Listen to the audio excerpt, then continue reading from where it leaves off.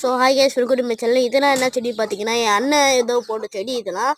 இன்னும் அங்கே நிறைய செடிகள் இருக்குது. இது என்ன புது தோட்டமாக இருக்குது. புதுசாக வீடியோ பார்க்கறதுக்கு இந்த புது தோட்டம் இங்கே இது அண்ணன் என்ன பண்ணால் ஒரு இடத்துல இருந்து இதை பிச்சு போட்டு இது சொந்தில் போட்டால் பக்கத்து வீட்டிலேருந்து ஏசியோட தண்ணி என்ன பண்ணுச்சு, இது மேலே வந்துட்டு வளர ஆரம்பிச்சிச்சு. அந்த வளர்ந்ததெல்லாம் எடுத்து என் அண்ணன் ஒரு தொட்டியில் வச்சு அதை கட் பண்ணி பராமரித்து வச்சுருந்தேன். கட் பண்ணதெல்லாம் வேஸ்ட் ஆகக்கூடாதுன்னு சொல்லிட்டு இங்கே நட்டு வச்சுருந்தேன். கூடிய சீக்கிரத்தில் வேர் பிடிச்சிக்கும். இங்கெல்லாம் நட்டு வச்சுக்கிறேன். அது மிளகா செடி யாராவது அப்படி கேட்பீங்க. மிளகா செடி தான். இதுக்கப்புறம் இது எங்க குட்டி தோட்டம். பார்த்தாலே உங்களுக்கு நல்லா தெரியும். இது எங்க குட்டி தோட்டம் பார்த்தாலே உங்களுக்கு நல்லா தெரியும். பாருங்க எவ்வளோ அழகா இருக்குன்னு. இது பார்த்தீங்கன்னா டிராகன் ஃப்ரூட் செடிங்க. இங்கே பாருங்க 2 காம்பு விட்டுருக்குது. இன்னும் ஒரு 3 மாதம் விட்டா கரெக்டாக வளர்ந்துடும் நினைக்கிறேன்.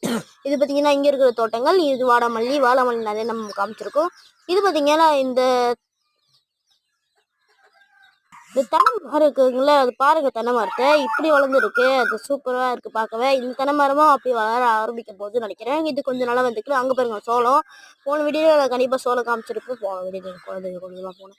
அதுக்கப்புறம் இங்கே பாருங்க தென்னை மரம் இப்படிதான் நல்லா அழகா இருக்கு. ஏன் இரும்புன்னு நான் அப்புறமா சொல்றேன், நீங்க தெரிஞ்சுக்கோங்க. இது மெசேஜ் வேறு வந்துக்கிட்டே இருக்கு, என்னன்னு தெரியல. இங்கே பாருங்க துளசி. அதுக்கப்புறம் இது பாருங்க. ஐயோ இந்த கோழியை காமிச்சு நான் பட்ட பாடு இருக்கே. ஐயோ ரொம்ப கஷ்டமா இருக்குங்க. ஐயோ நீங்களே வேணா பாருங்க. இந்த கோழி அந்த ப்ரௌன் கலர்ல ஒரு கோழி இருக்கும். மொத்தம் 2 வெள்ளை கொஞ்சம் கருப்பு. அதுக்கப்புறம் ப்ரௌன் ஒரே ஒரு ப்ரௌன் தான் இருக்கும். அது கருப்பு தாங்க அதிகமாக இருக்கும் இது இருக்கிறதுலையே. நான் கருப்பு அதிகமாக அந்த பார்த்ததில்ல, இப்போதான் பார்க்குறேன். ஆனால் ப்ரௌனை காமிக்குதாங்க நான் பட்ட பாடு எனக்கு வாங்க தெரியும்.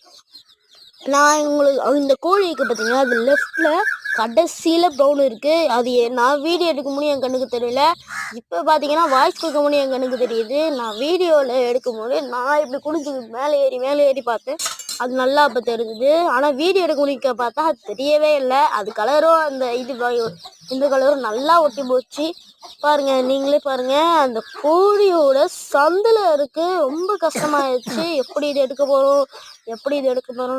அதுக்கப்புறம் இது வந்தீங்க வாழை மரமும் கொஞ்சம் நல்லா க்ரோ ஆயிருக்கு. நம்ம 7:30க்கு தான் வாய்ஸ் கொடுத்துருக்கோம். ஏன் எனக்கு இது ஏன் நான் இருமலன்னு பார்த்தீங்கன்னா, நேற்று எங்கள் அப்பா நான் லஸ்ஸி போடுறன்ற பேரில் எங்கள் அப்பா என்ன சொன்னார், மிக்சியில் அடித்து போடுறோம் லஸ்ஸி என்ன சொன்னார்.